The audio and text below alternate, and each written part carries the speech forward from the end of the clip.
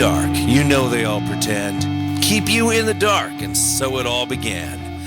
Send in your skeletons. Sing as their bones go marching in again. The need you bury deep. The secrets that you keep are ever ready. Are you ready? I'm finished making sense.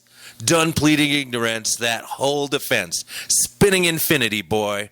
The wheel is spinning me. It's never ending. Never ending. Same old story. What if they say I'm not like the others? What if I say I'm not just another one of your plays? You're the pretender. What if I say I will never surrender? This is the Community Solutions Podcast. Jason Bradley, Andrew Richter, deep in the bowels of our underground layer, pitting Marx against Engels while casting off the new 3 R's of education, ricochets, riots, and racism.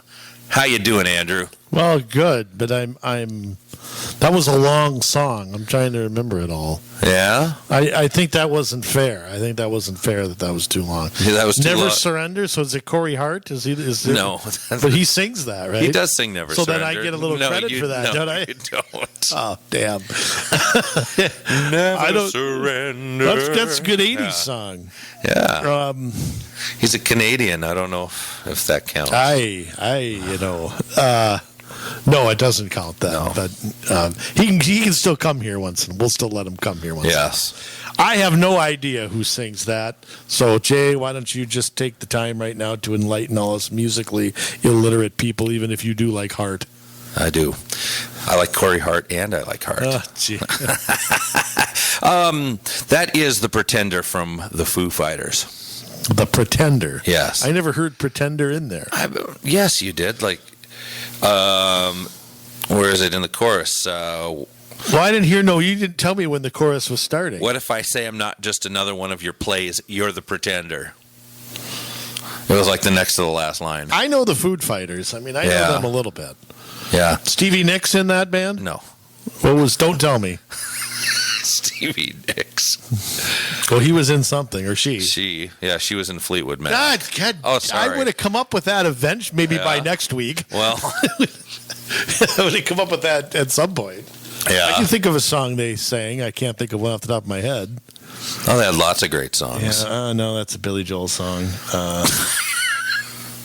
No, it's a Genesis song. I can't think of one, but no, I can't think of any. That's too bad. They had a lot of hits. They had a lot of really good songs. Lindsey Buckingham, really good guitar player. Oh, I know him. He sang all the National Lampoon's Vacation songs. He did? Yeah. In the 1983 movie, he sang the opening and the closing. Okay. So I got a right answer then. That's a right answer. That's not. I asked my own question and answered it. My word. We're grading on that Minneapolis curve again. Landslide was one of their big songs. Smashing Pumpkins did a cover of that. The Chain, that was a really big song. The Chain Gang? No. Oh. The Chain. No? That's not ringing a bell. I'm sure if I heard it with the music, I'd remember. Never break the chain. Oh, the intro and the instrumental parts of that song are so good. Okay. Well. Okay. Never mind my I'll just put that on my Walkman, and so I'll get more familiar with it. Yeah, look up their Rumors album. That was really good. Yeah, there's a rumor that it was really good. Okay, how did they come up? How did he come up with Fleetwood Mac? Mick Fleetwood's the drummer. Yeah. Yeah. His real name is Fleetwood? Yeah, that's his last name. Yeah. Okay. Well, like I said, I'm always curious how bands get their names. Yeah. So that one's not too big of a mystery. Some of them much more so, but that one. Well, I just it's kind of like how Billy Joel's band get their name. Well, they didn't have a name; they were just Billy Joel. Oh, okay. Well, just back up Billy Joel. Perfect. Yeah. The only problem is you can't get that as an intellectual property. You can't trademark. Right. Can't trademark that. I don't think you can trademark a name. No, probably not. All right. Well, anyway, Jay. Diving right into things. I've been thinking, and just to I don't want to say be lighthearted here because we're not lighthearted. This is a political question I'm going to ask you. Oh boy! Every time there's an election, particularly a presidential one, we hear about this is the most important election of all time. This is the moment. We hear that every single time, don't we? Do. Well, at least lately. I mean, I don't think anybody was saying that back. Were they when George H.W. Bush was being elected? I think they were. I just think you didn't have all the platforms that in the 24-hour news, but I think people who were saying that. Look, I don't know if it is or not. Franklin Pierce. I mean, there seems to be. Yes. But we seem to hear that a lot. And the first president, it's funny, you mentioned the Bush-Dukakis race. Yeah. And that's really I was 11. That's the first presidential race I really remember. I remember President Reagan, but I don't remember election night 1984 when I was 7. I don't remember that. I do, but I remember going to the polls with my mom, and it was down at the school that I went to, and so I remember that. I didn't stay up and watch returns or anything like that. I did that in 92. I know you got a couple years on me, but I saw where we voted. My mom voted during.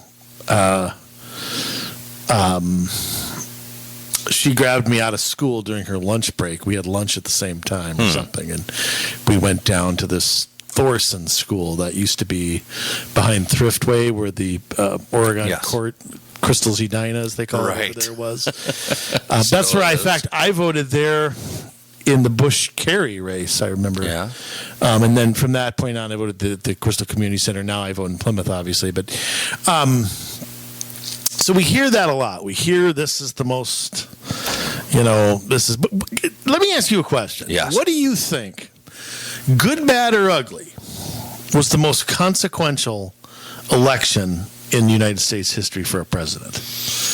I mean, what do you think had the most, good or bad, had the sort of the we've never sort of lived down that election.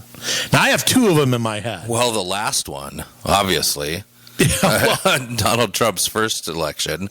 Well, yeah, I mean, I guess since you can't look back on it, it's kind of hard to, put that in a historical preference or reference. I mean, mine are going to be pretty obvious, I think. The election of Lincoln, Okay, that's the first one in my head. Yes, because that changed everything. That's threw us into a civil war. For you millennials out there, right? By the way. That threw us into civil war, and it ended slavery. And I don't know, would Abraham Lincoln three have amendments to the Constitution? Oh yeah. Would we ever have gotten rid of slavery? Would Abraham Lincoln have been elected if? Would Abraham Lincoln have ever been elected if the Whigs weren't in the race and it was just Republican versus Democrat? Yeah, I think so. I think so because of the electoral vote. I think that when you had the old Whigs, John Bell, and you had, remember, the official Democratic Party nominated Stephen A. Douglas. Right. The Bolters or whatever nominated John Breckinridge. Yes. So you had a split among. Maybe your question is more if there wasn't a split among the opposition. Yeah. Could Lincoln have? I don't know. Electorally, maybe because of the states that he won by wide margins, like New York and Pennsylvania, and that might have carried him. Who knows? I think you'd have seen him campaign differently. He knew the states he had to win, like Trump, and just went there, and that was the system. Whether you like that or not, you can't change the rules because you don't like the outcome. Right. So yeah, I mean, I think Lincoln's is probably number 1 or number 2. Yep. I think I think we have a positive legacy from Lincoln's. Yes, we do. The other election in my head is. I wonder if it's the same as mine. If you're going with a negative, the negative, I think, is the most obvious answer, and I'm curious if you think it's the same as me. Yeah, it would have to be when you had Theodore Roosevelt throwing the Taft election over to Woodrow Wilson. Yeah, that was. I think that was when you talk about a negative. Yeah, that was the worst election in history because absolutely. The funny thing is, and I'm not fond of Mr. Roosevelt, but I'm not fond of him for different reasons, I think, than most people think. And I don't know if it's the same as you, maybe not. and I don't know if you agree or disagree with me, because there are things when he was president that he did I disagreed with. Mm-hmm. But I don't think he was a bad president. I think his actions after he became president, after he was president, are what leave such negativity in me. I mean, if you go back... Starting the Bull Moose Party, the whole... Go back and read the New Nationalism, and it's everything that we probably preach against here. And the things that... the Democratic Party, remember the Civil War generation was pretty much dead by then. Yeah. And the party had changed. It had gone away from the Grover Cleveland party into the William Jennings Bryan party. Right. It became a lot more liberal. Yeah, you had a big shift there. And I think the strange thing about it is Roosevelt came to just hate Woodrow Wilson, hated him. Yet he is the one who helped elect him. And that's where you just... I mean, you go back to first off, Roosevelt and Taft, if they, and I still think to this day, President Taft was bewildered at Roosevelt's behavior. And I don't know how anybody condones it. Yeah. But they got 1.5 million more votes than Wilson got. Yeah. Had they all been behind President Taft, he would have won by a wide margin. Yes. And the consequences of 1913, which we've mentioned. We're still reeling from those today. Income tax, direct election of U.S. senators, Federal Reserve. Yep. And prohibition, and then later the repeal of. But yes. The Federal Reserve, I mean, they are on a path to destroy this country. We're back to the Weimar Republic. I mean, here's the thing, too. Think about the New Deal. And how nothing in the New Deal could have happened without President Wilson being elected. You couldn't have had Social Security because you couldn't tax incomes. Right. Okay. You couldn't have had federal deficits because you didn't have the Federal Reserve. You couldn't have gotten off the gold standard the way we did, the way people like President McKinley fought for to keep us hard money and not deficit spending, and not the free silver movement, which basically turned into the Federal Reserve movement. Right. That you needed to separate monetary policy from fiscal policy. And now the government has no control over monetary policy. Yes. And a handful of big banks run everything. They run everybody into the muck. If you're not part of the FDIC umbrella or prism or whatever you want to call it, you are frozen out of a lot of the goodies that happened. And now, we're looking at a Federal Reserve that is underwriting everything in this country, and they're jockeying to become the one world currency once the rest of the world has the courage to devalue, or separate themselves from the dollar being that standard. Well, and we've seen that in Europe. I mean, we saw that in Europe with all their currencies and how the euro, and it's been talked about here, converging Canada, Mexico, this North American agreement or whatever you want to call it. The Can-Am connection. Yeah. I like to call it that. Yeah. It's pretty scary. I mean, and I don't want to get too crazy here, but I mean, if you can't, there's certain things you have to be an independent nation. Yes. One, you have to manufacture your own stuff. Okay. 2, you have to build your own defenses. Yep. Okay. And 3, you got to have a border. You don't have a border, you don't have a country. And so and we've seen the gradual decline, I would say, in all of that. Yes. Where it's, to have a border or to this globalism when it comes to maybe, it's not, I'm not saying we should grow a fence around the country. I'm saying that we got to look out for our own country first. I see other countries looking out for themselves. I don't know. So for some reason it's bad when we do it. I don't know, but I mean, you just look back at 1912 and, I know the Red Sox won the World Series, but I mean, it just, it's pretty. You really think and wonder what would have happened had President Taft been reelected. Yeah, and what would have happened with World War I? What would have happened with, I know that he had been opposed to all of that legislation, and I think held it back for quite a while. And yeah, again, like we talked about when we talked about President Harding and President Coolidge, President Taft gets no credit. I mean, when you sit there and you listen to these historians rank presidents, you know what their definition of a strong president is? Someone that takes charge. No, someone who just grows the power of the executive branch. That's what I mean. Yeah, they take charge. You just sit there and follow the Constitution. You're boring. Right, we don't. Right. Yeah, we don't want you. You're a weak president. Yeah, we want a strong president.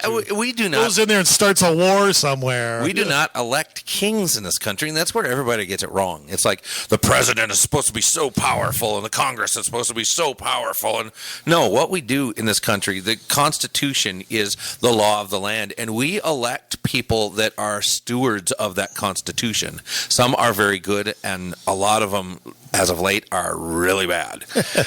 They're not kings, they're not queens, they're not princes. They're stewards. Tell that to some of these governors. The Constitution, and that's it. I'll tell you what. You want to talk about? I'm half surprised that we picked the same two elections. Look at that. I had a few guesses on what you'd say, and I thought, maybe he'll get this, but I thought you were going to say 1932 would be one, FDR's election. That's a big one. LBJ, I mean, you could argue that too. I think you could argue the John Adams, the first time you had a transfer of power, of Washington stepping down. Of course, Jefferson from the opposite party. I mean, what has been from that. So, interesting how we do come up with the same two. Here's something I thought about too. Yeah. If we, as a state, and I don't, I guess I sort of have a hat in this, but with what we do, that's what I focus on. If Republicans do not win both houses, in Minnesota, Minnesota, are we looking at a 2-year Tim Walz dictatorship? I mean, it wouldn't surprise me. So, I mean, let me ask a question then. Okay. Where is the Republican Party with that message? Yeah. Because I'm not hearing that. I'm not hearing it either. But they're already saying, like at Fauci and over at the CDC, that, it's going to be well into 2021 before we have, before we get it back to normal at all, before we have a vaccine. See, I don't believe that. I don't believe it either. I think we'll have a vaccine very soon. I'm more optimistic than I was.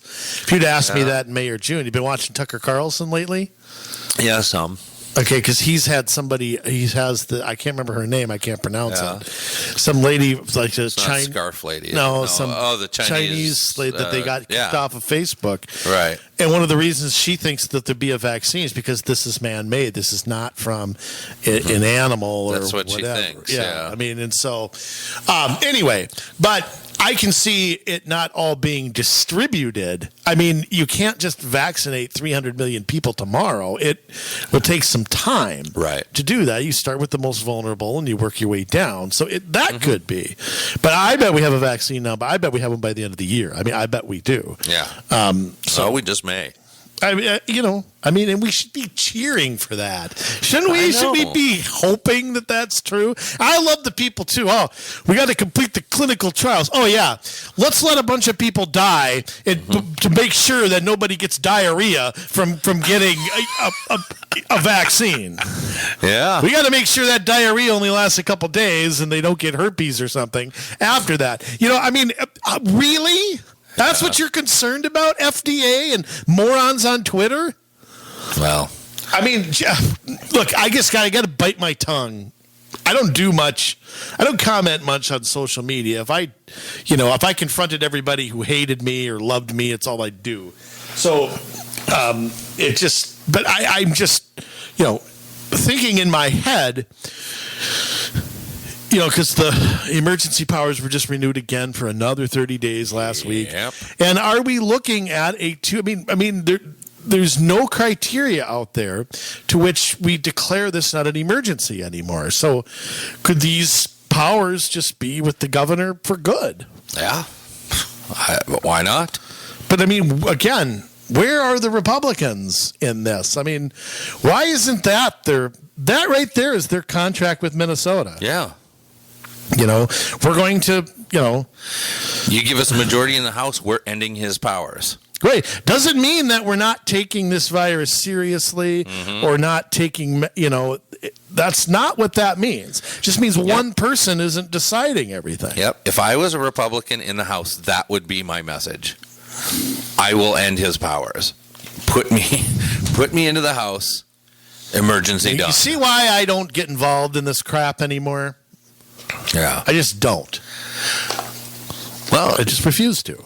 If they came and they would hire us to do a little strategy for them, they'd be on the right track. Yeah, but then they'd win. I'm not convinced they want to win. I'm really not. Yeah. Okay.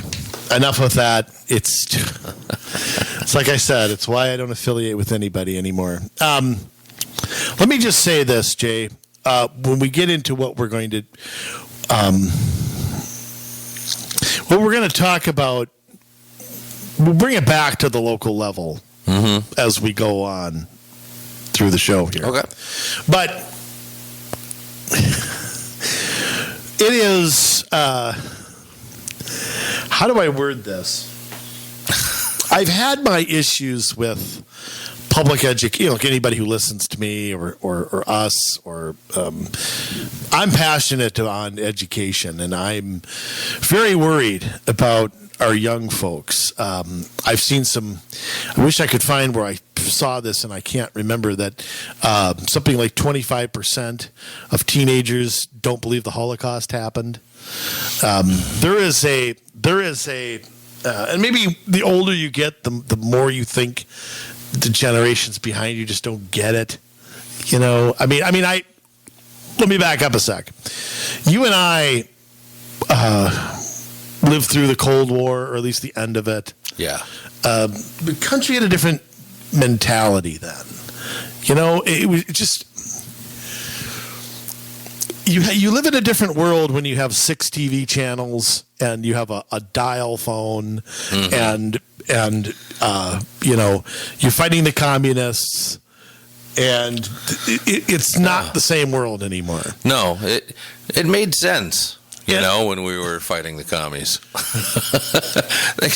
Well, when it's easy to identify the bad guys, it is different. But we're fighting somebody from the outside, and now we're fighting people on the inside, and it's so much more difficult. Well, and it's, on the one hand, it's very hidden, very not talked about. Interesting how the mainstream media could care less about it. Yeah. And yet, on the other hand, it's open, it's brazen, and it's in your face. It's both. It is. And that's what's weird about it. But I'm passionate on education, and I am a passionate history lover. I'm a passionate person who believes that people ought to learn finance. People, and it amazes me that somebody can get a high school diploma and can't tell you where Mexico is, and doesn't, but they know all about Dancing Stars Got Talent or whatever those shows are. I don't know. Doesn't matter.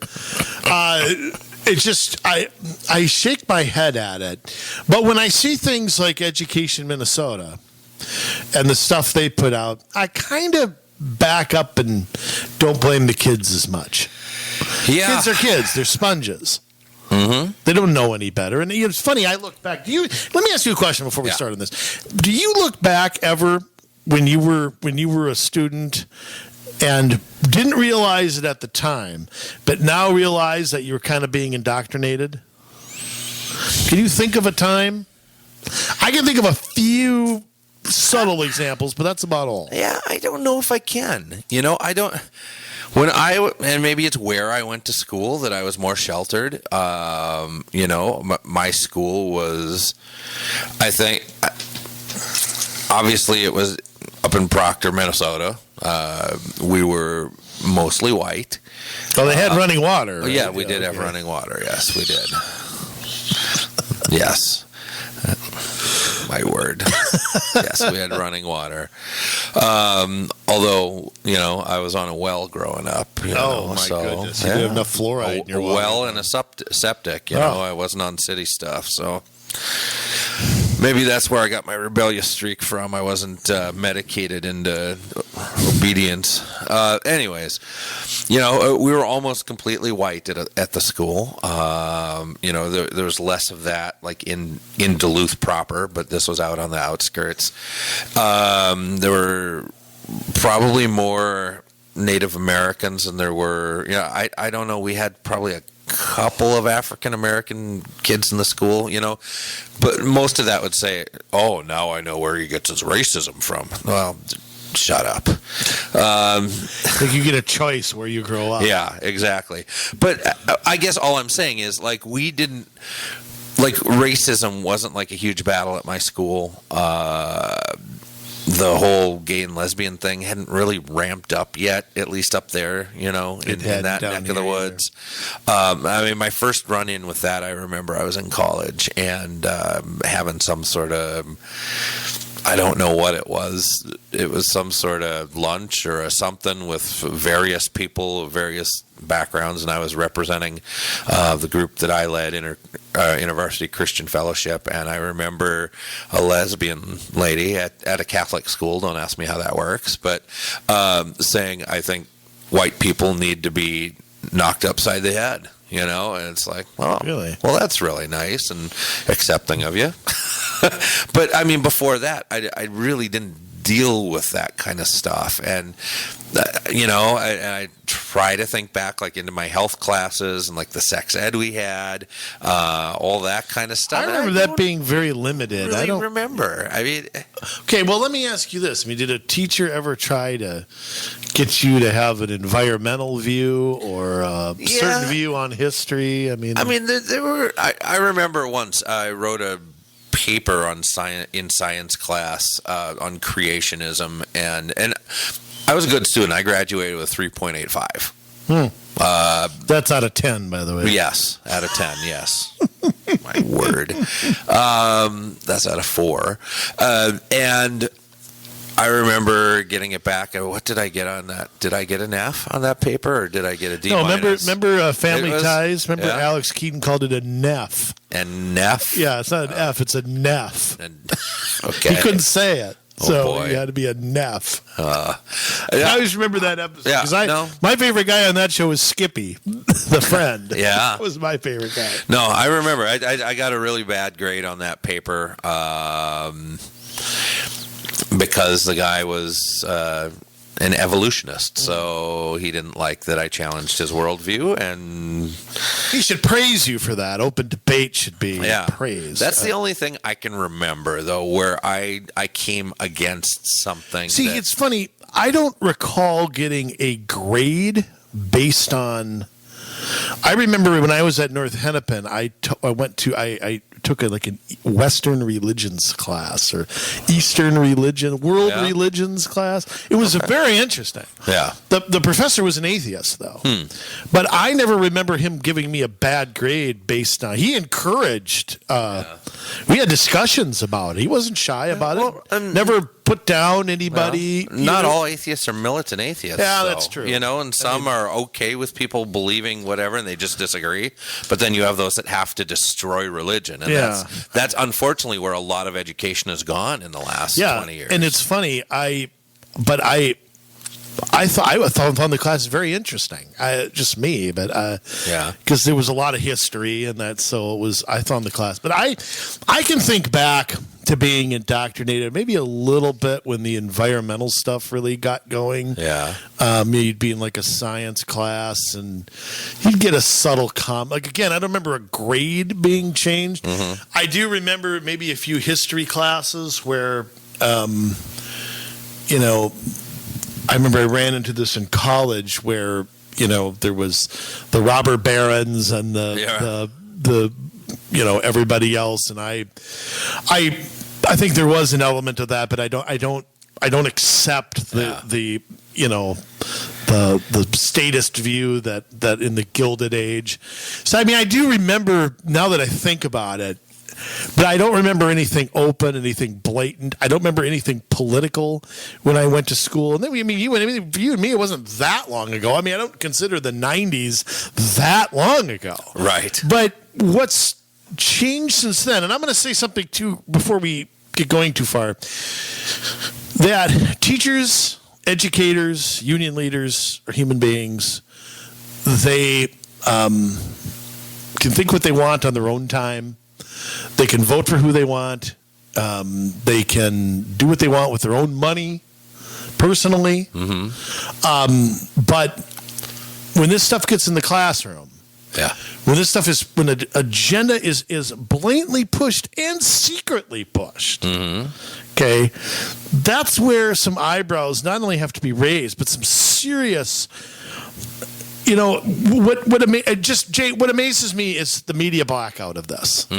I just can't understand how this is not a huge story, what we're saying right here. And this, if you want to follow what we're doing, go to educationminnesota.org. There is a Justice for George Floyd page. Now, I'm going to share their sentiment that the people who did this to Mr. Floyd should be tried and yes, absolutely. I don't know that I agree that race was the big factor in that. I haven't seen any evidence of that, but whatever. I mean, just there's a black victim. It's just assumed that the assailants are racist now. Even if they're carrying a big knife and just raped a lady, like in Rochester or Lancaster, sorry, or have warrants out for their arrests or restraining orders. That never seems to matter either. And there's this entire page of, like I said, this is what Education Minnesota's the teachers union of this state, probably the biggest lobbyists in this entire state. And it's yet another example of the racism that black, brown, and indigenous Minnesotans live with every day. Who are indigenous Minnesotans? Indigenous. Yeah, who are they? Native Americans. Oh, Indians? Yes. Oh, okay. Sorry, I guess I'm primitive John Wayne style. That's all right. Okay. It's also an opportunity for us to join together and rewrite the rules for everyone with no exceptions. Can thrive without fear, care for their families, and voices to be heard and their rights respected. With no exceptions, Jay. So we must agree with them. With no exception. Well, that is what anti-racism is all about. It's not enough to not be racist. You have to be anti-racist. And to be anti-racist, you have to agree with them. That's the way it works, Andrew. Well, I didn't know that. I don't like that, though. I don't want to participate in that. No, and neither do I. But that's how it works. Why isn't this a topic in like school board races and things like that? Because we're going to get into where they have groups here they're associated with, groups they want you to donate to. They have resources for teachers and things like that in school districts. And yet there's no talk of this. Yes. None. Zero.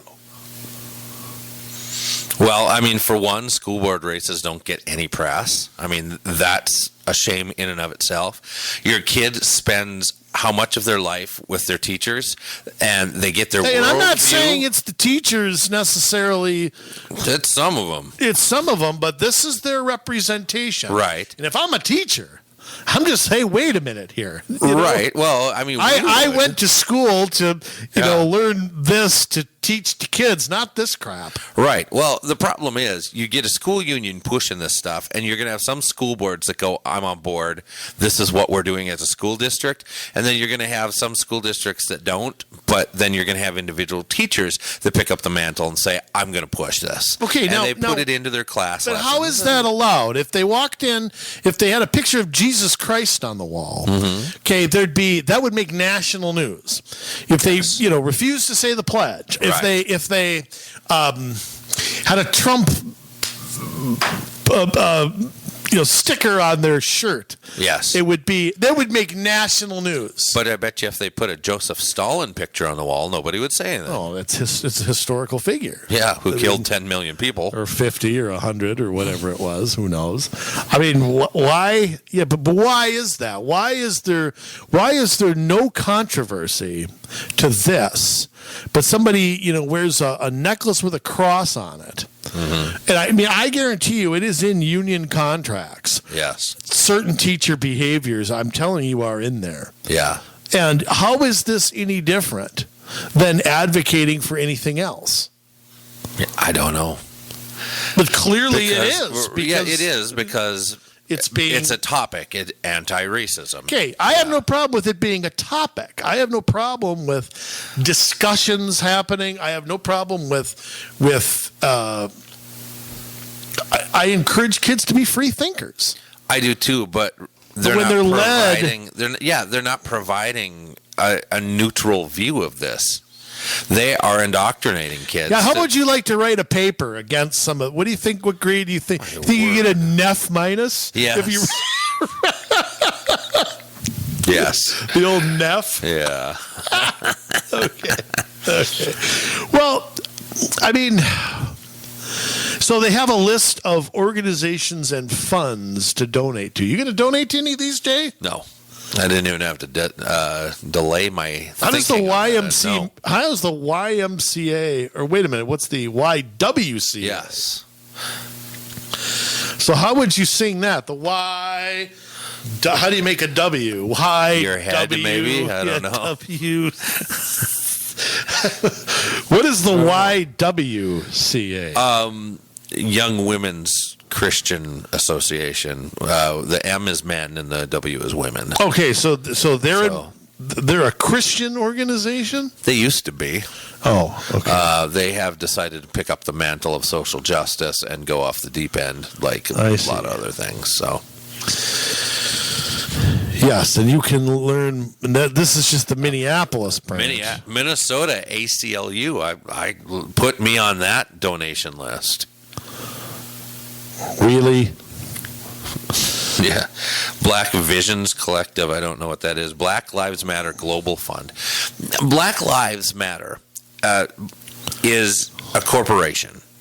They are not a 501c3. Right. You cannot get tax exempt donations to them.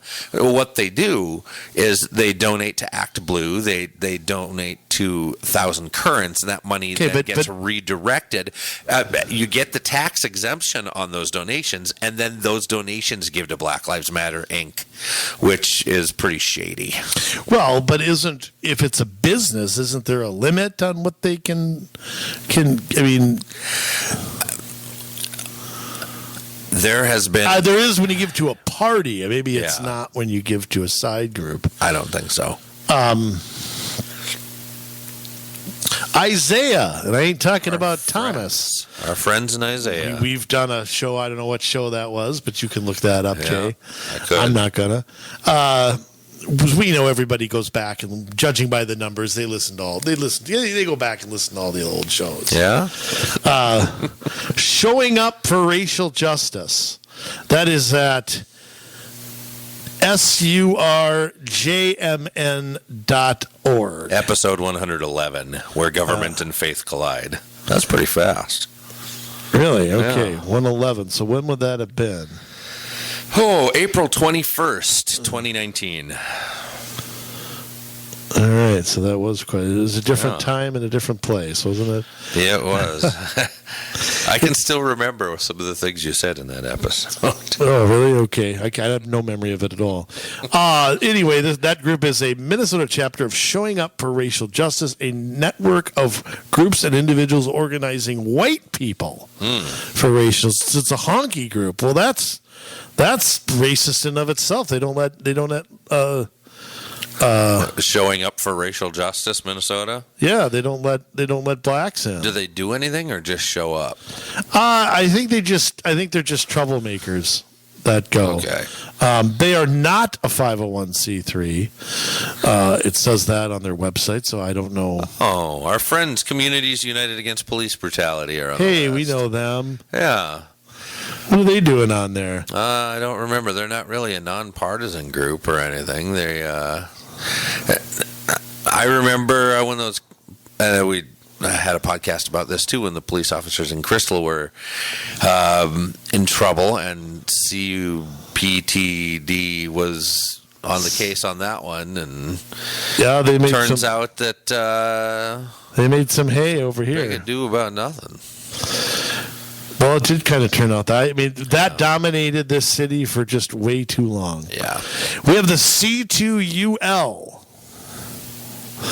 Apparently, that's in a different language. CTUL? Yeah, what did I say? C2UL. Yeah, C2UL. The Centro. No. Let me do it. Centro de Trabajadores Unidos en el Lucha. Well, so that must be what language is that? That's Spanish. Okay, so that's Centro de Trabajadores Unidos en la Lucha. Lucha, right. That's wrestling, right? Huh? Lucha, that's wrestling. Right, luchadors. Oh, I don't know. Are they the same as the conquistadors? No. Okay, then I don't know them. Anyway, their website is kind of interesting, where they have this Minnesota forward, and they presented their list of demands. Minneapolis is planning on reopening, or planned on reopening 38th in Chicago. I don't know what was going on down there, but this group, I guess, created some. It's too many pages to read, but they look like another group of troublemakers. Yeah. Oh, 38th in Chicago. That's where Floyd was murdered. Okay. George Floyd, yeah. They believe in they must prioritize a permanent memorial for Mr. Floyd on the corner. Well, they've kind of done that. Have they? I don't know. Well, there's all the paintings of him. Plus, I've driven down there once, and they had these. Sorry to hear that. You know those big military things that they put in the street so you can't drive past them? They're metal and they're huge. They look like a jack. No, but I'll take your word like for it. like the game of jacks. They've got points that come out of them, and they've got the Chicago Avenue, so you can't even drive down it once you get down that far. Oh, really? Yeah, they've closed it off. It's as permanent as can be. You need a crane, I think, to get those things out of there that are blocking the street. You got people just roaming around, and Powderhorn Park is down there, and that's become a campground, I guess. For whoever. Maybe all the people in tents can. That's what they're doing. Yeah. You have the homeless people there. You have, I'm sure, a lot of the protesters. Put that term loosely. I think camp down there. I don't know. Yeah, it's bad. Anyway, how about reclaimtheblock.org? Yeah. They are all about defunding the police department. In fact, they have called for a humongous divest. That is all over. Now it's not defund, it's divest.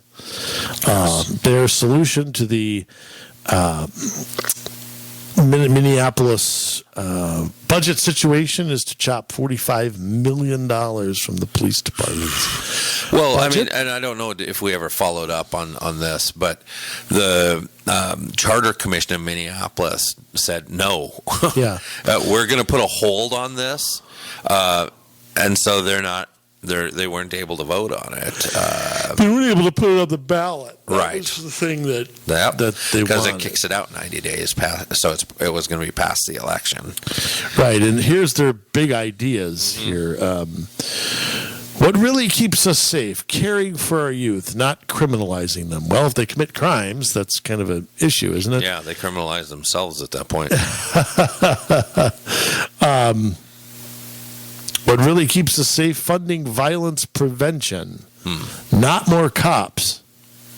Well, what would violence prevention be? They have an 150-year performance review of the Minneapolis Police Department. Really? 150 years? What are the odds their officers are still there from 1870. You know, back in 1927. Yeah, but I mean, it's absurd to put something like that Absolutely. on. I mean,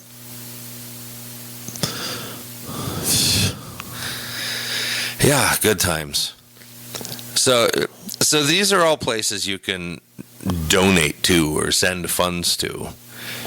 Wow. Well, and there's several petitions that they push, and things like that. Yes, there are, 3 of them? Those are 3 separate ones. MFT demands justice, which is what the Minneapolis Federation of Teachers, I would assume. Yep. You have the Justice for Big Floyd.com petition and the Union Members for Justice for George Floyd. And you can make calls for the justiceforbigfloyd.com organization. I don't know what they do, but you could make calls for them. I don't know if that's probably to legislators or something. Get people like that. to sign the petition, maybe, or get calls for certain political candidates. I think, as bad as that is, that belongs nowhere on this website. Yeah. The anti-racism resources are really, really going way over the line as far as going to a classroom. Right. Well, this is where in the anti-racism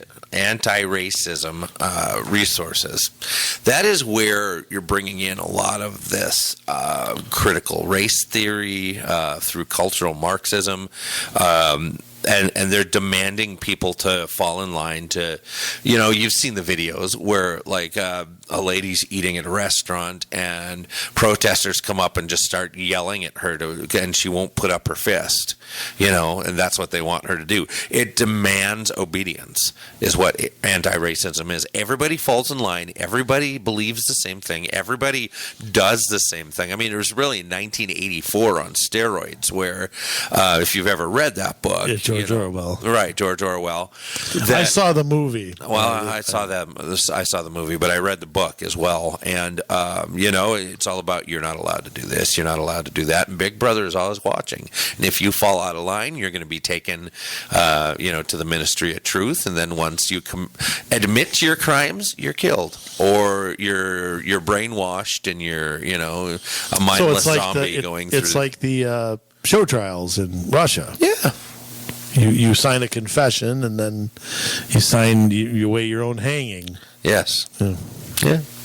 Well, I mean, we're seeing that with big tech companies. I mean, we're seeing that with they're the arbiter of what's free speech, and what's free speech is with their fact checkers. Well, and they're all on board with this anti-racism stuff. Well, but what they're really on board with is, like you said, there's one point of view. You can't contradict that. You can't challenge it. You can't debate it. You can't go off the reservation in their minds of, again, we don't care about the facts. All we care about is the color. I mean, that's there's nothing else there to stop it. But I mean, we see it even with other things like COVID. I mean, you see if a doctor challenges COVID, their videos are taken down. It's flagged as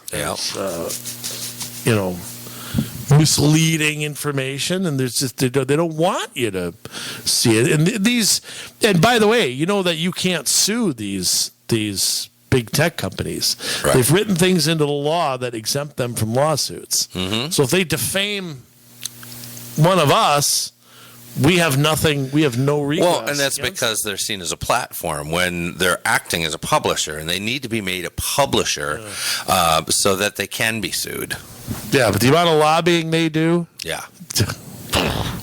makes the union look like crumbs. Yeah. So, but yeah, Jay, when you look at things, on this list, I mean, it cringes me to just even read this stuff. But let me just take one. Teaching Tolerance. Tolerance.org. And they basically have learning plans for teaching tolerance in schools. I mean, they blatantly say, what their agenda is. You really have to kind of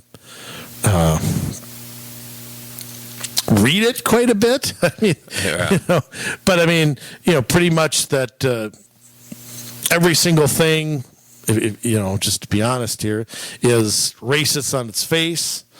And there's classroom resources, lesson plans, learning plans, teaching strategies. They basically talk about talking to kids as early as kindergarten about race and about, things having to do with that. They're Common Core supporters. It's really, they have a newsletter that comes out all about teaching tolerance, strategies, learning, film kits, lessons, learning plans. I mean, it's a lot. Here's a quote: "Teaching tolerance provides me with the means to promote social justice, challenge bias, and engage students in discussions about diversity that would probably not happen otherwise." Mm-hmm. So that's one of their proverbs, I guess, that they want to push. So pretty. I mean, again, kindergarten.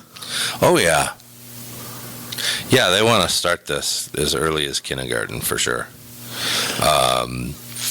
But I mean, that's not only with this, and it will probably in a different episode handle the comprehensive sexual education that is getting pushed by a lot of teachers unions around the country, and they want to start that as early as kindergarten as well. I mean, that is why they try to get the kids as early as possible so that they can start putting these ideas in earlier. Playing off of that, there is, and sorry to skip around, there's a link on here about one of the anti-racism resources is the blog from Ibram Kindi. He is a well-known professor of anti-racism over at Boston University, and he's written books. One of them is a book specifically for babies, Anti-Racism Baby, to try and begin at that young of an age to get children indoctrinated in this. How to Be an Anti-Racist is probably his most popular book. And with that, he says things like, excuse me, there's a fashionable argument out there that blacks can't be racist because they lack power.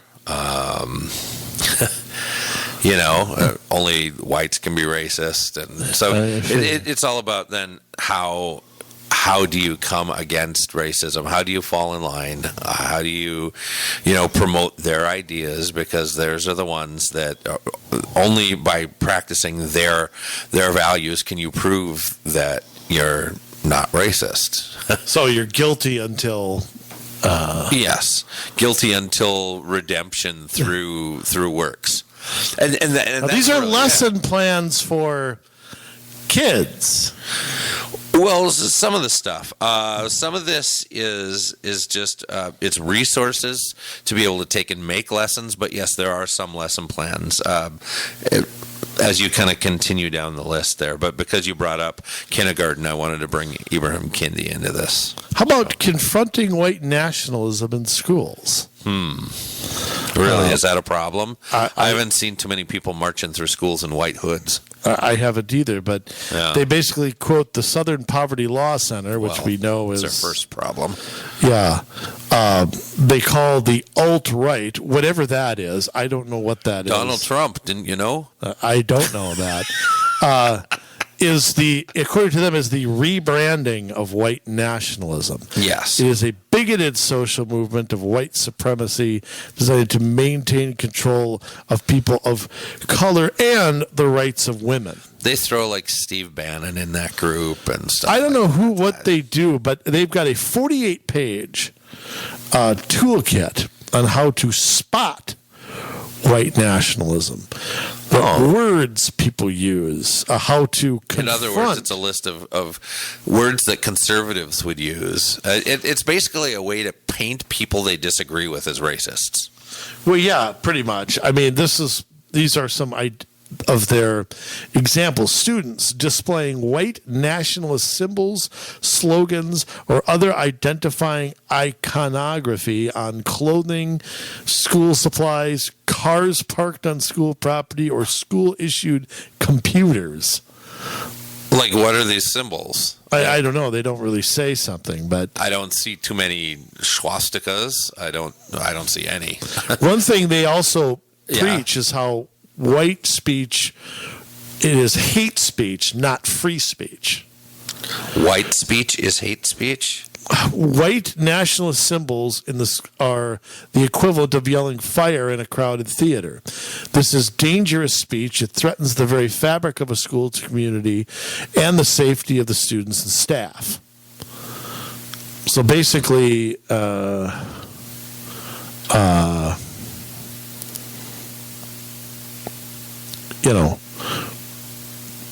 whatever they call, that is not free speech. It's hate speech.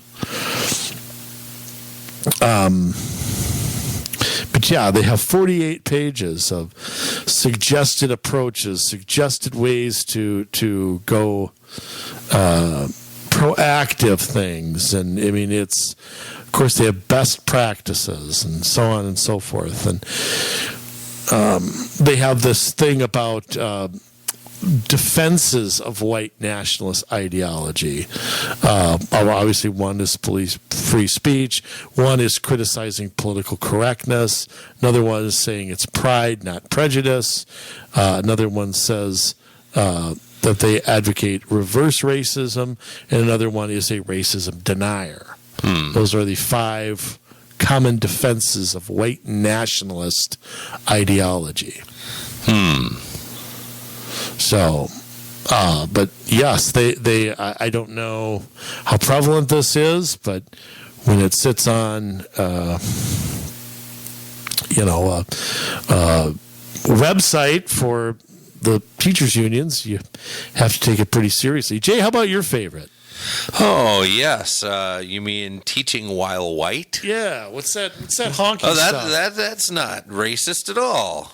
You used to teach while white. I used to, yes. And I didn't change the color of my skin. Did you read this? I quit teaching. Yeah. No, I did not. Can I ask you a question about teaching? You taught 1 year, right? 2. 2 years. Yeah. So, and you just quit. Kind of. Yeah, I decided it was no longer for me. Were you a union member? No. Okay. Actually, I was not. Okay. Well, we'll get into that in a different episode. But actually, I did not opt to join the union. I see. Well, then they had it in for you probably from the beginning. Probably. Well, it was in Minneapolis, and before I went to go teach there, they decided that they wanted to phase out the band program, and they needed some schmuck to come in and teach until they were able to phase it out. Oh, I see. Yeah, they didn't tell me that when they hired me. Well, of course not. Like you said, they had to find some sucker who'd come in to do it. Yeah. Teaching while honky. Yes. TWH. Jay, why don't you enlighten us on that, since you used to teach while white? Oh, boy. Yes. Well, it says where whiteness intersects with anti-racist teaching and learning. And we talked about intersectionality in a previous episode. And that's where the more reasons somebody has to discriminate against you, it's like that list that you can check off. If you're a straight white male that's a Christian, blah, blah, blah, blah, blah, you are in the greatest position of power and you have no intersectionality, and therefore you're super privileged. If you're a woman, all of a sudden you have one area of intersectionality. If you are a black woman, you have two areas of intersectionality. If you're a gay black woman, you have three areas of intersectionality. And so I don't remember us talking about that. Did we talk about that? Yeah, we did. Well, I mentioned it. And so as someone who is a gay black woman has more intersectionality than just a black woman who's straight. And so it's how, and you had commented on, it's basically something to gauge how victimized you are. Ah, okay. Yes. So that's what it is, where whiteness intersects with anti-racist teaching and learning. It says more than 80% of teachers in the U.S. are white, but most don't know that their whiteness matters. Teaching while white seeks to move the conversation forward on how to be consciously, intentionally anti-racist in the classroom, because white does not mean a blank slate. It is a set of assumptions that is the baseline from which everything is judged. It is what passes for normal. TWW wants to have conversations about those assumptions, what they are, how they impact our students, and how we can confront our bias to promote racial literacy. Lovely. Yeah, and in fact, they have something in their menu called Understanding and Addressing White Fragility. And we've talked about that book on this program as well. Now, is that where we're fragile because we don't drink enough milk and our bones? No, that's that stupid book by Robin DiAngelo out in it's Seattle or wherever she is, and how if you're white, you're racist. And there are two kinds of racists: the racists who acknowledge it and become anti-racist and fight against racism, or those who are too stupid to know that they're racist or refuse to admit it, and they are the worst kind of racist. Okay, Jay, let me just stop us at this minute. We've given everybody some things to look at. We're not going to read it for you. Look, you people out here are smart. You can do that yourselves. So, Education Minnesota is promoting this stuff, obviously. Yes, they are. So, my question becomes: how does it make its way into the classroom, and where is it going? And when you go to these school district websites and things, they really don't say much about. They'll talk about equity. They'll talk about, all the buzzwords that you hear in education. They'll talk about all the things the soccer moms, need a fan for, college readiness and what do you call it? Kindergarten preparation. Yes. Or I can't think of the other one that just makes them sweat. But what is something? It's college ready to career path. That's it. Career path. And you see the soccer moms, swooning. Yes. Oh my goodness! You think I walked in? But here's the thing: how is this making its way, Jay, to the club? Because we know it is. I mean, it's got to be. Yeah. You don't. A union doesn't advocate this stuff and put it all over the place. And then, isn't it reasonable to expect that your kid or my nephews are being exposed to this in some way, shape, or form? It may be a small dose or a big dose. It may be different grade to grade. Maybe different teacher to teacher. But this stuff doesn't go in a classroom without the district knowing about it, without the local union knowing about it, without the teachers obviously knowing about it. Right. So how is this, or is it? Well, a lot of it's through intimidation. This stuff is not to get out to parents. There are so many school districts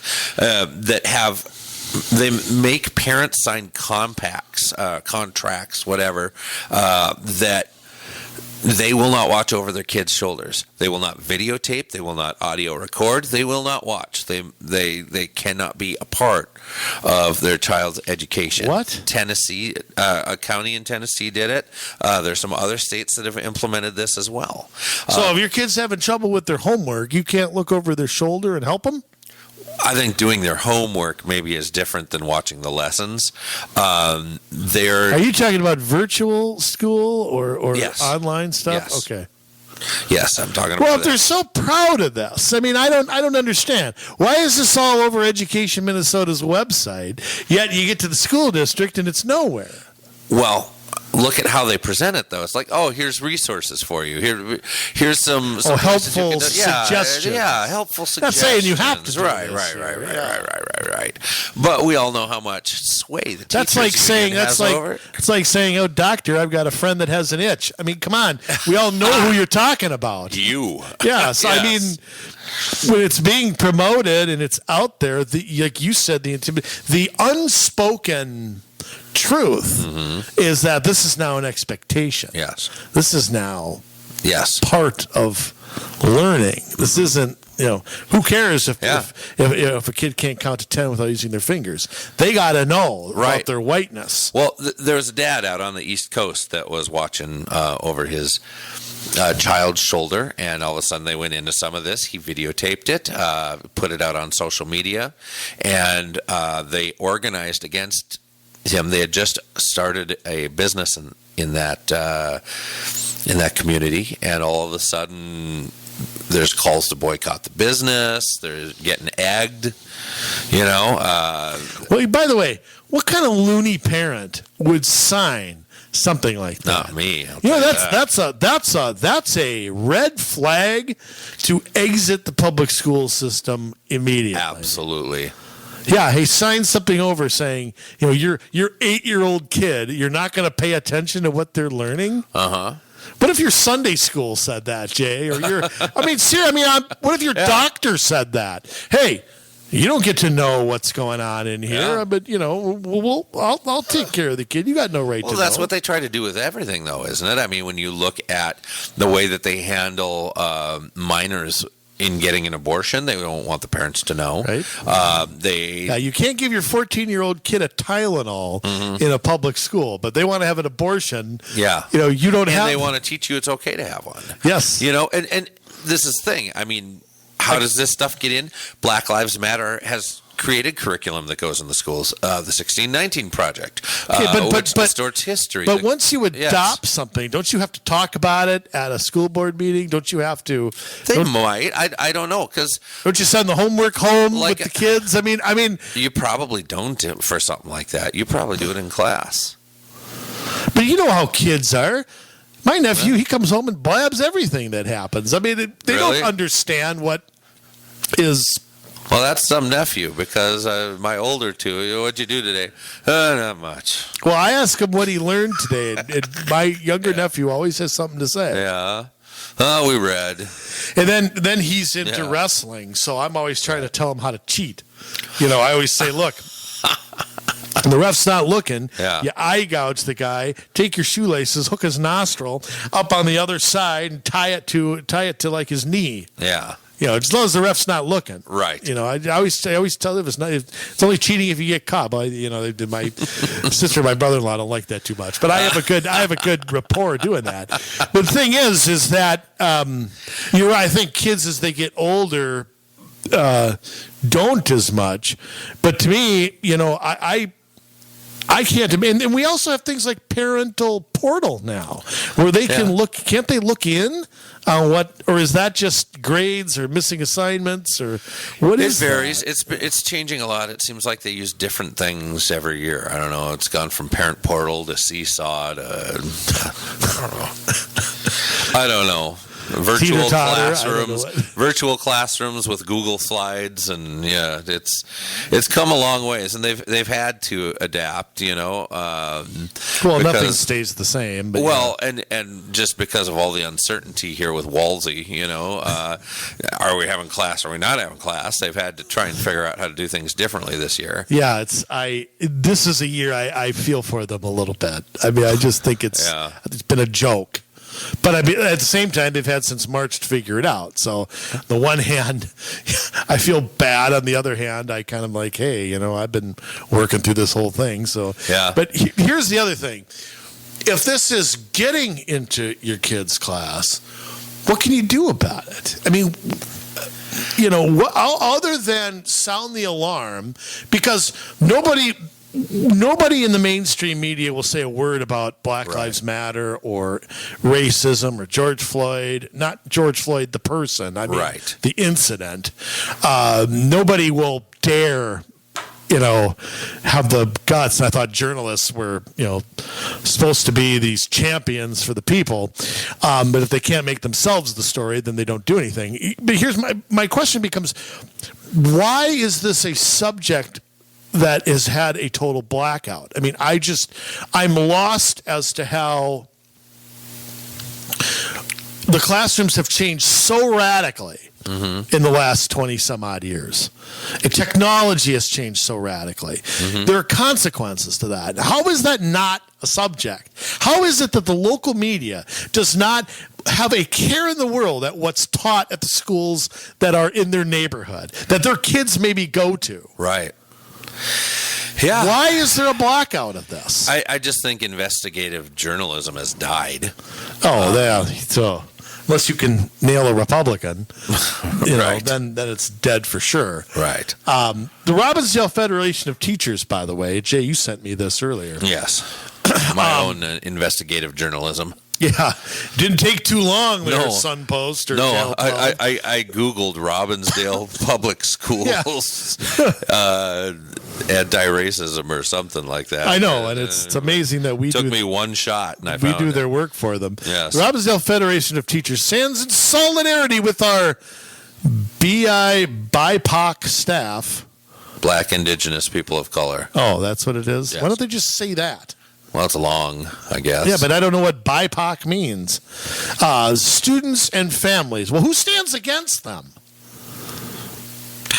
Apparently white people. I mean, Andrew. Haven't you been paying attention? Who's standing against a Hispanic kid going to school and being all they can be? Nobody. Yeah, I mean, nobody is. we grieve along with you because you're all the victims here. Yes. We support justice for the senseless and horrific death of George Floyd. We support peaceful uprising. Yes, that's a very loaded term. Yeah, as a means towards achieving equity and justice. So an uprising is code words for revolution, is it not? Yeah. It's code words for arming people. I don't know. What was an uprising back in 1775? Right. Was that a sit-in at the local diner? I don't know. Or was that grabbing rifles and standing in Lexington? I don't think you can have a peaceful uprising. I don't think those two words coexist. Well, synonyms and antonyms are not taught. An uprising is an act of resistance or rebellion, a revolt. Yeah. Okay.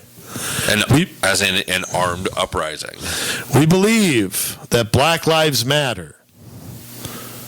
Oh, yeah, but I guess the rest of us don't. Then they have a quote from, Assata Shakur. Is that Tupac's friend? What? Assata Shakur.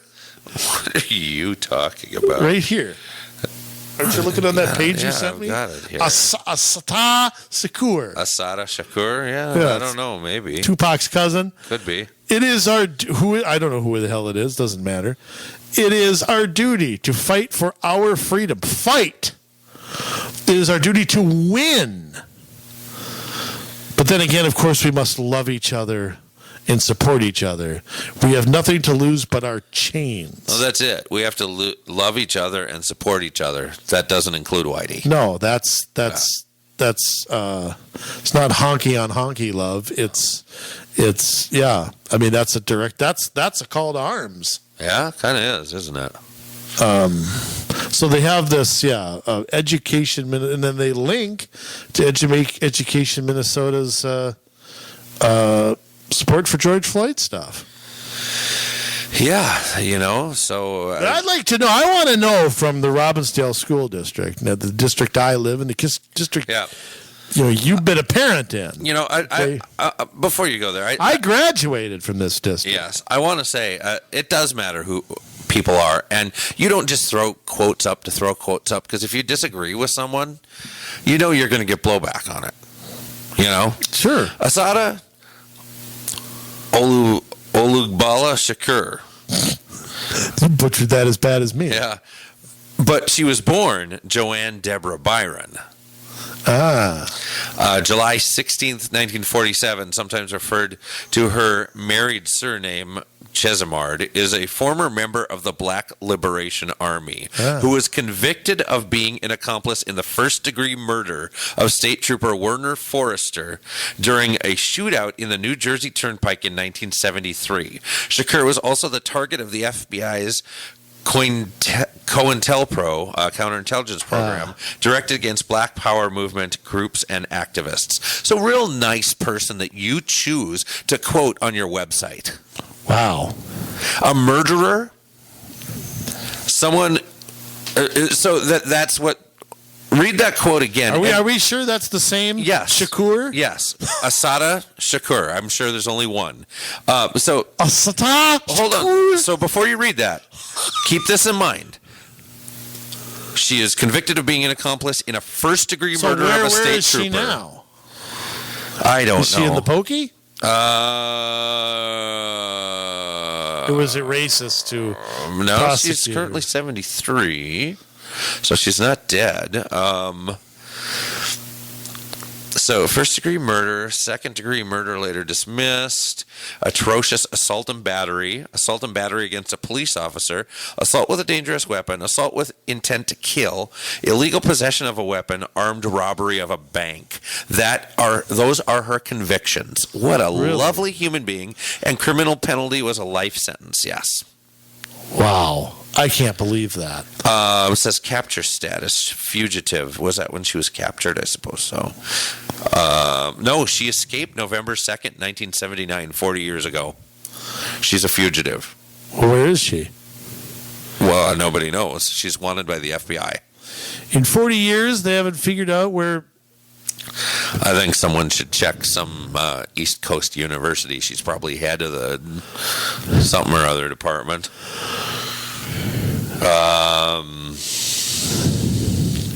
Political asylum in Cuba. I see. Yes. So that's where she is. Shakur was in Cuba by 1984. Well, I tell you what, I'll agree to normalize relations with Cuba if in exchange for her. So again, she's a communist. Sure. Communism creeps in, or rather kicks in the door. In an open letter, Shakur has called Cuba one of the largest, most resistant, and most courageous palenques, or maroon camps, that has ever existed on the face of this planet. She praised Fidel Castro as a hero of the oppressed, and try asking a Cuban what they think about him. And referred to herself, try asking a Cuban to dissent from him. Yeah. Has also referred to herself as a 20th century escaped slave. And worked as an English language editor for Radio Havana, Cuba. Yep. In her autobiography, which was written in Cuba, her autobiography has been cited in relation to critical legal studies and critical race theory. Oh, it's Marx again. Yes. The Frankfurt School again.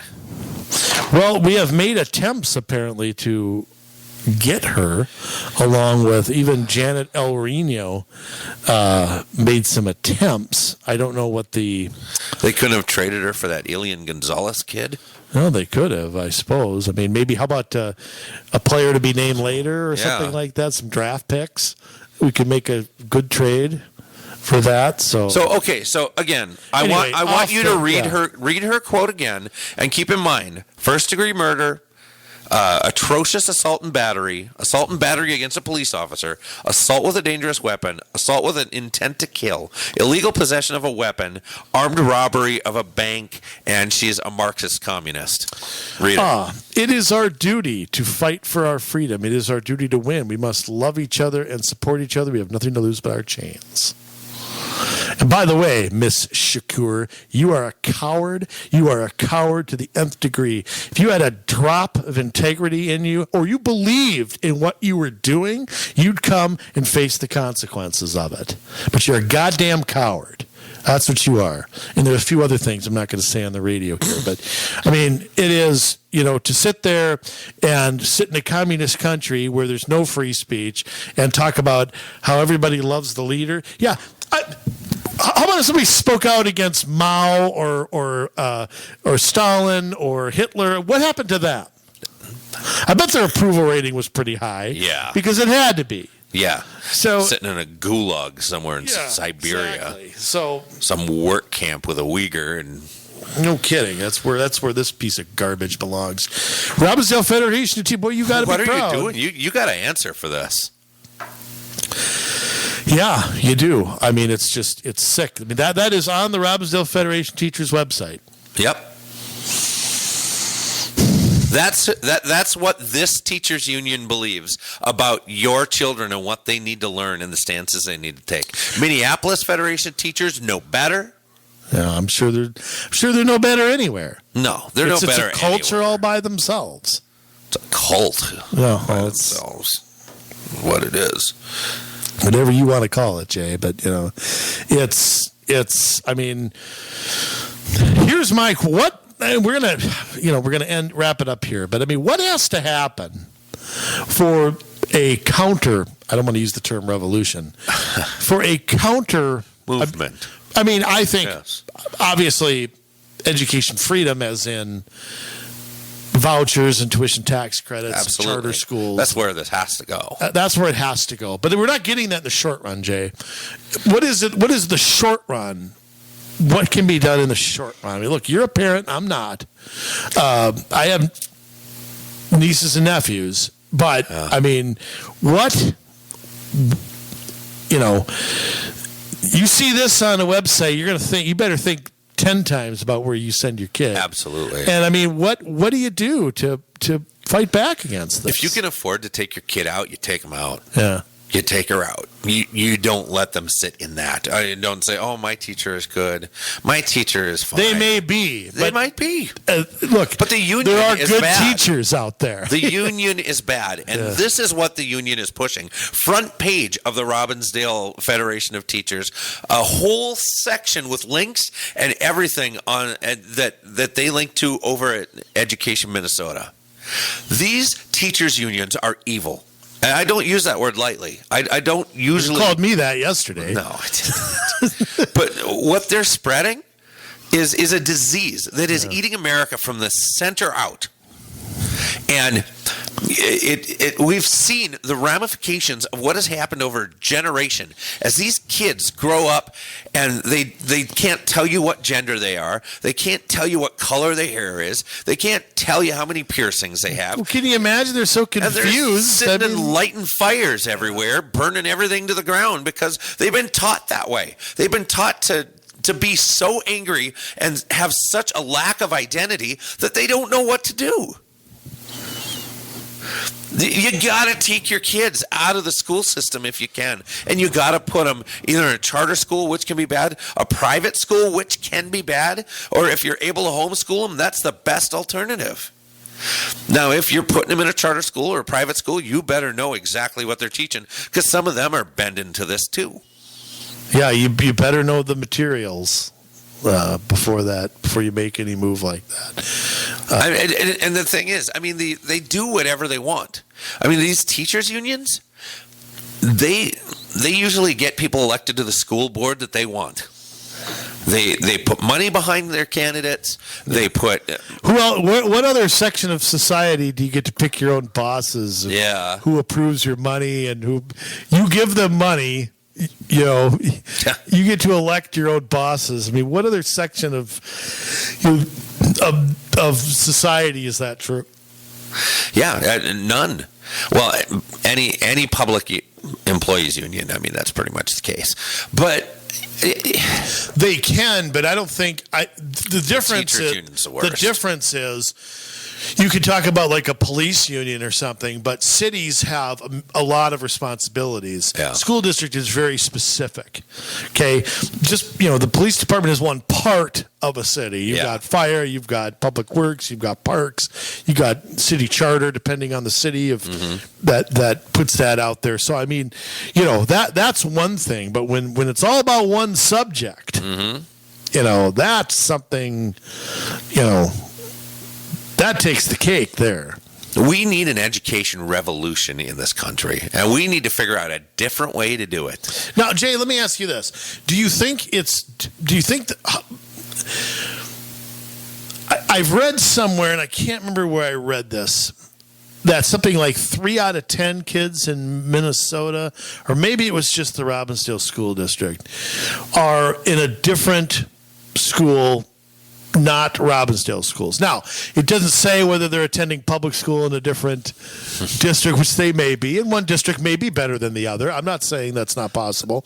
Or it's a charter school or a parochial school or home school or whatever. There's some that I know have gone to charter schools. I know there are some out, in like Plymouth and such that have opted, instead of going to Armstrong, to go out to Wayzata schools. Yes, there is limited open enrollment. Yeah, right. But my question is, how do you start a revolution when your options, the truth is, most people don't have all those options. I mean, you may not have a charter school by your house. You know what I mean? You may not, your might not make the lottery. Your religion may not, your church might not offer school. Some do. Right. Some religions do, like St. Raphael's, and I can't think of the one in Robbinsdale, but some don't. Mm-hmm. So, I mean, the truth is, options for a lot of people are like, okay, do you want vanilla here or do you want vanilla there? Well, it's more like, would you rather be shot in the face or in the chest? Yeah, okay. Yeah, that's kind of what we're facing. That's true. And so, I mean, how do you even begin a revolution? I don't want to use that term. How do you begin change when you don't have a choice? I mean, it's like, I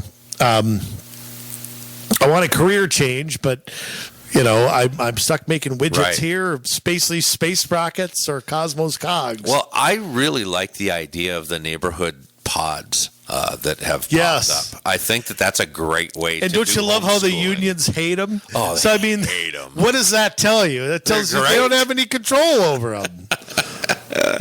And I think that's something that could grow in popularity. I think that's a good first step in the right direction, because you can hire whoever you want to be the teacher over that pod. They don't have to have a teaching license. It's basically like a group of homeschoolers. There are homeschool not licensed. I know. Oh, there are homeschool co-ops. There are different options that are starting, I think, to be able to make some headway, especially because the kids are home anyways. Parents are working from home, that they can explore some of those options, and I hope they seriously consider doing that. Yeah. I think that the longer you leave your kids in a public school, it's just a matter of time till, I think coming out of that system and not incurring some amount of damage is going to be very hard as a parent to prevent. All right. Well, you heard it here, ladies and gentlemen, and I'm sure we'll follow up on this. I know we have a lot of interviews to do between now and Election Day, but this curriculum, we haven't even begun to scratch the surface on it, no. Jay. We'll have a series of shows on this all winter, I'm sure. I'm sure. Along with the usual mixture of making fun of New Hope and all that kind of stuff, we'll have that mixed in. Jay, why don't you start styling and profiling, limousine riding, jet flying, give us our sign-off sermon. Make it short, because I got to pee. You're saying every week to make it short. You talk too long during the podcast. I got to get my words in. Clamp it off. Some shows I only get like 10%. That's all right. Yeah. Only when we have guests. Oh, I know, that's just Minnesota. What you gonna do? I mean, we provided you with some stuff today, and again, I know you're probably sick and tired of me going, "Oh, look at the Marxism! Look at the Marxism!" Well, there it is again. There it is again with Miss Shakur. And it says right there, went to Cuba, praised Fidel Castro, involved with critical race theory, critical law enforcement theory. You can't make this stuff up. The web that is weaved always seems to point back to Marxism. And if you think that communism went away just when the wall fell, or if you're too young to remember that, and I don't understand what it is, and I don't know how to spot it, and I think you're kind of crazy. Well, it's time that you start looking into it, because it never went away. And it's kind of what we talked about at the beginning of the show. You have groups that are super overt about it and forceful, but they sound crazy, so you don't hear about the groups that are just silently doing it. I am going to tell you flat out that Marxism is evil, and we cannot be putting it in our schools and teaching it to our kids as this is something you should do. It should be in our schools. It's because we took it out of our schools and stopped teaching that it was bad. We have a whole generation of kids that think it's okay, that think it's actually a just way to run a society, because they haven't heard that how many thousands and millions of people Hitler killed, how many tens of millions that Stalin killed, upwards of 100 million that Mao killed. They're not hearing about that. People in gulags, people being tortured, people being forced into work camps. Does that sound just to you? But now here we are, setting things on fire, shouting people down, pushing people around. Somebody can rape a woman and then charge a police officer with a knife, and the town revolts against the police officer that shot him. That's not the America I know. That's not the America I remember. We're good people. We're good at heart, and we have to start loving our city. We have to care enough to get involved, because right now, the only people that seem to be involved are the ones that are ruining it. There's a minority of us out there that say, no, this is not okay, that are actually trying to do something about it, not just complaining on Facebook or getting into Twitter flame wars. We have to look at this seriously, because if we don't, we're going to lose our republic. There are a lot of good teachers out there. There are a lot of teachers that just don't understand that the unions are the ones that are pushing this stuff. They don't know. And there are some that do, and they're too scared to do anything about it. For you, as a teacher, to go against your union, the ridicule that's going to come your way, the pressure that's going to come your way, the chance that you're going to get dropped and lose your job.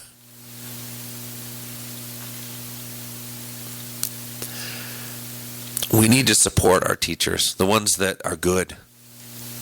We need to find the ones that are pushing the garbage, and we need to find a way to get them removed, because they should not be teaching our children. They should not be teaching anybody.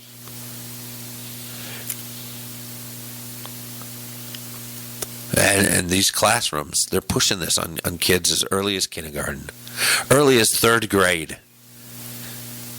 When we get to some of this other stuff and we show you what's going on in education, the curriculum that they're teaching kids, that it's okay to explore with each other, that they're teaching kids that abortions are okay and that you don't need to tell a parent, when they're teaching kids that if you're white, you are the problem, What kind of identity does that give a child?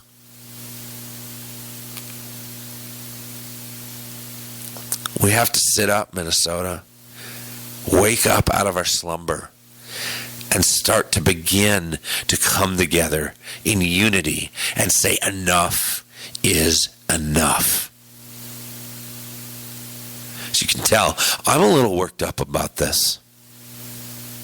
And I hope that you're a little worked up about this, because until we get some emotion behind it and we own it and we say, yes, this is my problem because it affects my kids. This is my problem because I haven't done anything till now, and I've allowed the schools and I've allowed the cities and the counties and the regional governments to do as they please because nobody's held them in check, and I'm at fault. Until you're willing to say that and recognize there's a problem, there's no hope for us. So who's going to join us?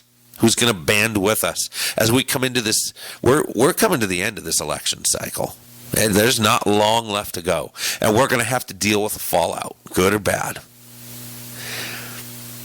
If the people that agree with us win majorities, we've held them off for a little bit, but these socialists are going to come back in because that's what they're being trained to do. All these young people that are following Bernie Sanders around, it's like the 60s radicals. They did all this stuff and they went away and they went to the universities, and now they're coming back with a vengeance. It's exactly where we are headed if we don't change our course. So who's with us?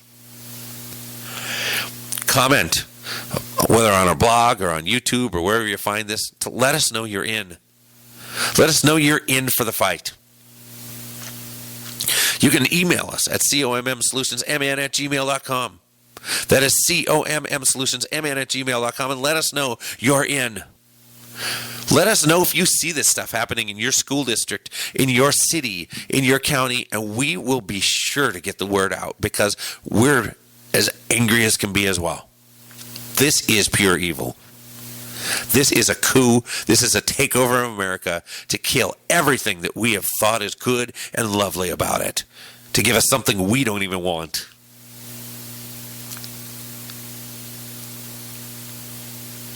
It's not just our job. We're two people sitting behind microphones, two people getting out there and talking to people, trying to help people in their elections. But we need you. So stand up, Minnesota. Stand up and be proud. It is now time to get in the fight. And we don't fight with clubs and fire and fists. But we fight by loving our neighbor. We fight by standing up and saying, no, that is not happening in my school district. That is not happening in my city. And we stand firm. Let's link arms and do this together. Why? Because we love you, Minnesota. But now it's your turn to get to work.